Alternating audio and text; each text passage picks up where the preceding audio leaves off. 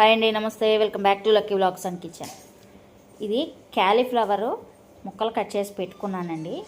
ఎప్పుడైనా క్యాలీఫ్లవర్ని ఈ విధంగా కడుక్కోవాలి. వాటర్ పెట్టుకొని బాగా వేడెక్కిపోయినాయి. ఇప్పుడు ఇందులో ఉప్పు పసుపు కూడా వేసేస్తున్నానండి. ఈ క్యాలీఫ్లవర్ మీద పురుగు మందులు ఎక్కువ కొడుతూ ఉంటారు. అది మనం మామూలు నార్మల్గా కడుక్కుంటే పోదు. ప్లస్ ఏంటంటే ఇందులో మన కంటికి కనపడని చిన్న చిన్న పురుగులు ఉంటాయండి, ఇసుక పురుగులు. అవి మనకు కనిపించవు కాబట్టి ఇలా వేడి నీళ్ళల్లో ఉప్పు పసుపు వేసి 1-2 నిమిషాలు అలా వదిలేయండి స్టవ్ మీదే.